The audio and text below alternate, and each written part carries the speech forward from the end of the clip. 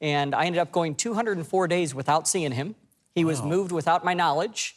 And at one point, I thought I would never see him again. Just in case something happens to me, I want him to know that I loved him and I was thinking about him every day.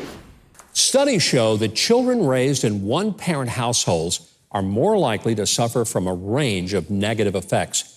And yet, divorce courts routinely just relegate fathers to the status of a weekend visitor. Mark Ludwig is working to change that. I want you to welcome the founder of Americans for Equal Shared Parenting, Mark Ludwig. Mark, good to have you here. Thank you. Thank you. You know, 80% of the time when there is a divorce, which is always unfortunate, I always say the only real winners in a divorce are the lawyers.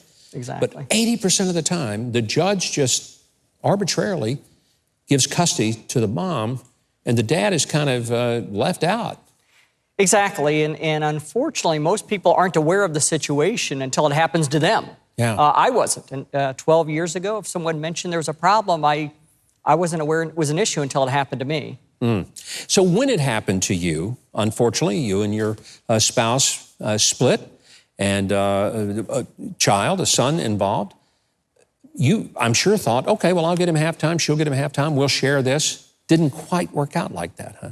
Yeah, my situation, out of respect for my son, I try to not divulge too many details about his mother and everything, because I firmly believe that two parents need to realize they've got a child. Yeah. And we need to keep our problems to ourselves. But yeah, there were some issues with his mother that I had a challenge with.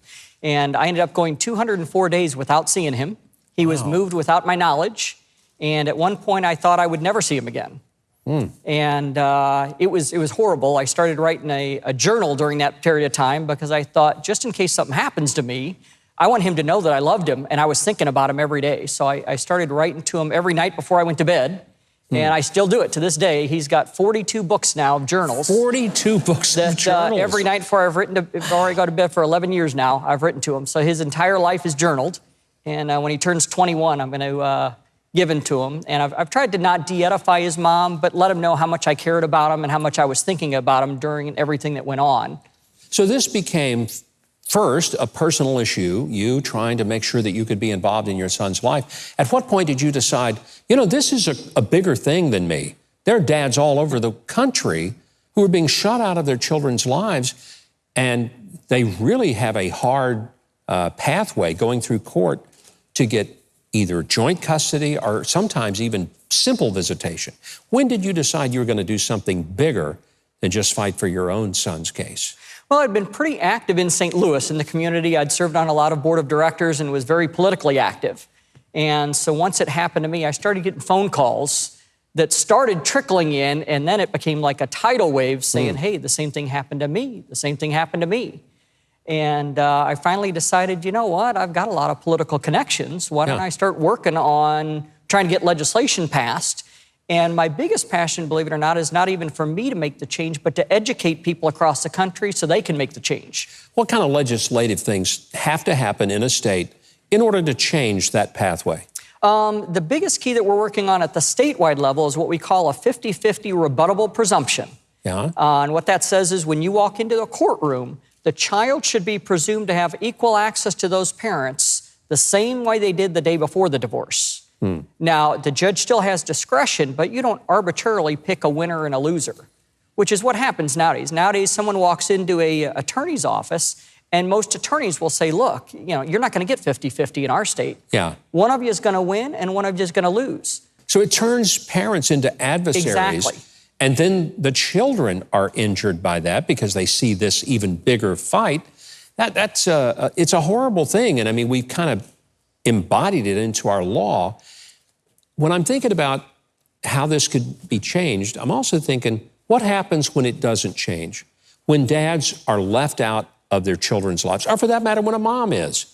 So what are some things that statistically happen to a child? Well, and that's it, is statistics show, and I'll fight just as hard for a mother as I will for a father, because I'm not fighting for the parent, I'm fighting for the child.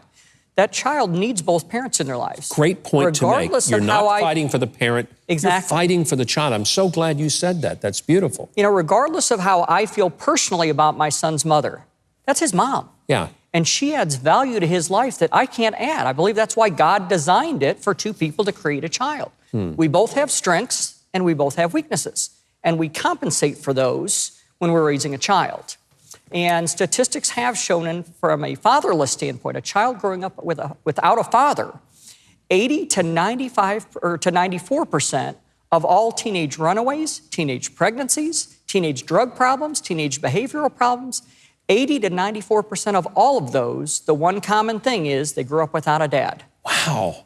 And yes, That's we do have... a staggering amount of it's phenomenal. social disruption. And you think of how much of that is created, 21 million kids going through the family court system that are relegated to a visitor with one of their parents. Wow. With myself, my son misses out on the experience of dad getting ready for school, dad doing homework. I become the Disney dad. So it's fun to see dad on weekends, but as a parent, my responsibility to my child is different than being a fun dad. He needs to see that dad can get him ready for school, that dad can do homework, that dad has work to do during the week. And he misses that experience. And the dad can also tell him no sometimes. So it's not always, dad's going to say yes no matter what you say. Well, and that's it too. Most kids in this situation know that from about noon on Sunday on, if they want to get a favor, it's probably going to, because most dads realize at 5 o'clock on Sunday, they're not going to see their kids all week. Yeah. And so they don't want the last impression to be, wow, I got in trouble right before I had to go back to mom's. So most kids have figured out they can get away with quite a bit more on a Sunday afternoon, which isn't healthy for a child. It's so important what you're doing, and I want to tell our audience how they can learn more about the organization you've created, Americans for Equal Shared Parenting. I know there are parents out there who need to get in touch and to get involved, maybe at their state legislative level as well. You can visit the website and follow them on social media. It's on your screen. I hope you'll jot it down. I hope you'll look into it because, as Mark so eloquently said, this isn't about the parents. It's truly about the children.